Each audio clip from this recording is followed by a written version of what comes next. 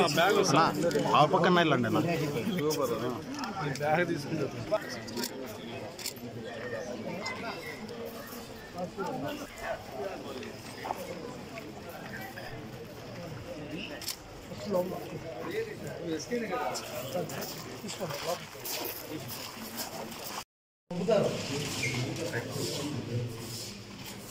వాల్మీకి ఇది బీటీ సంఘం అధ్యక్షుడు. ఈపీటీ అర్హత అంటే దాన్ని మీరు ఏమనుకున్నారు? శాలరీ మిస్ అవ్వకుండా సమ్మర్ క్యాంప్స్ అది కూడా 4 సార్లు ఏమంటున్నారు. మీ ఫ్లెక్సిబిలిటీ మీరు చెప్పారు. గవర్నమెంట్ ఫ్లెక్సిబిలిటీ కూడా చూసి దాన్ని చాలా వైఎస్జీ గారి దృష్టిలో పెట్టాము, సార్ దృష్టిలో కూడా పెట్టాము. అది ఎలా ఏంటనేది ఒకసారి కమిటీతో మాట్లాడి ఈరోజు గత 2 రోజులుగా అనంతపురం జిల్లాలో, గతంలో ఉమ్మడి అనంతపురం జిల్లా అయిన సత్యసాయి జిల్లాలో కూడా హిందూపురం పర్యటించడం జరిగింది. దాని తర్వాత ఈరోజు అనంతపురం జిల్లాకు సంబంధించి అనంతపురం పట్టణంలో డ్రగ్స్ నివారణ, స్పోర్ట్స్ యొక్క ఇంపార్టెన్స్ కింద అవగాహన ర్యాలీ కూడా 10K run, 5K run, 3K run కూడా ఏర్పాటు చేయడం జరిగింది. ముఖ్యంగా అనంతపురం పట్టణంలో మొదటి నుంచి ల్యాండ్ అనే పెద్ద సమస్యగా మారింది. స్పోర్ట్స్కి ఒక మల్టీపర్పస్ యూసేజ్గా ఉండే విధంగా అథ్లెటిక్స్కి ట్రాక్ కావచ్చు, వాలీబాల్ కావచ్చు, ఫుట్బాల్ కోర్ట్స్ కావచ్చు, జూడోకి సంబంధించి కబడ్డీ ఉన్నది. ఒక స్టేడియం ఉంది, మా పరిధిలో ఉంది.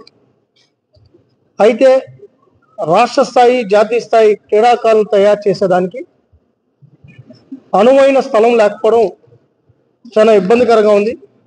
గతంలో కూడా అనంతపురంలో ది బెస్ట్ ఇన్ఫ్రాస్ట్రక్చర్ చేయాలని 2014-19లో కూడా చంద్రబాబు నాయుడు గారు అనేక సందర్భాల్లో చెప్పడం జరిగింది. ల్యాండ్స్ అలాట్మెంట్ చేసిన ప్రతిసారి మా స్పోర్ట్స్ అథారిటీ, ఆ రోజు ఉన్నది ఏంటంటే స్పోర్ట్స్ అథారిటీ ప్లస్ సెప్పిన్ ఉండేది. దూరంగా ల్యాండ్ ఇస్తే ఆ ల్యాండ్ దూరంగా మాకొద్దు అని చెప్పి ఇక్కడే ఉన్నారు, ప్లేస్గా ఉన్నారు. మీకు అందరూ తెలుసు. 2-3 స్థలాలు చూపించిన ఇక్కడ ఉన్న అధికారులు ఆ రోజు క్రీడాకారులు లేకపోతే ఎవరు ఒత్తిడి ఉందో తెలియదు, కానీ ఆ ల్యాండ్స్ తీసుకుంటే ఈరోజు అవన్నీ టౌన్లోకి వచ్చేసాయి. ఆ రోజు 30 ఎకరాలు ఒక ల్యాండ్ చూపించారు, 40 ఎకరాల ల్యాండ్ కూడా చూపించారు.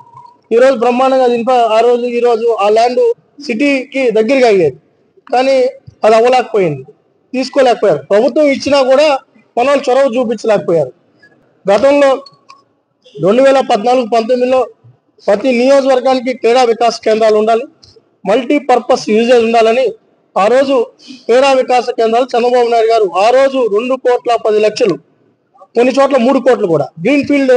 ఈరోజు రాప్తాడ్ కాన్స్టిట్యున్సీలో ఇప్పుడు నేను చూసి వచ్చాం, అక్కడ ల్యాండ్ ఉంది. గ్రీన్ ఫీల్డ్ ఆడిటోరియం కావచ్చు, మల్టీపర్పస్ యూజేజ్ స్టేడియం. కానీ ఆ రోజు అచ్చెన్నాయుడు గారు స్పోర్ట్స్ మినిస్టర్గా ఉన్నప్పుడు అక్కడ శంకుస్థాపన చేసి తర్వాత ప్రారంభించడం కూడా జరిగింది.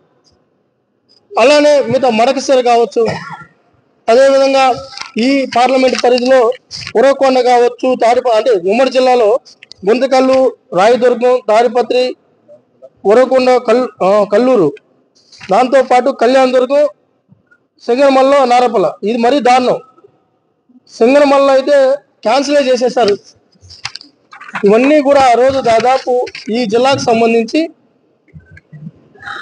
27 కోట్లకు సంబంధించి 27 కోట్ల రూపాయలతో ఆ రోజు స్పోర్ట్స్ ఇన్ఫ్రాస్ట్రక్చర్ నియోజకవర్గాలని చేయాలని 2014-19 గవర్నమెంట్ ప్రభుత్వంలో ఆ రోజు చంద్రబాబు నాయుడు గారు ఆ నిధులు కేటాయించి శంకుస్థాపనలు చేసి ఫౌండేషన్ వేసి దాని తర్వాత నిర్మాణాలు కూడా శ్రీకారం చుట్టి దాదాపు కొన్ని 50% అయినాయి, కొన్ని 60% అయినాయి, కొన్ని 20% కాగాయి, కొన్ని 10%లోనే ఆగిపోయాయి. బాధేస్తుంది. ఈరోజు వాటన్ని రీఎస్టిమేషన్ ఇస్తే ఆ రోజు 2 కోట్లు, 2.5 కోట్లు అయిపోయే క్రీడా వికాస్ కేంద్రాలు ఈరోజు 4 కోట్లు అవ్వాల్సి వస్తుంది.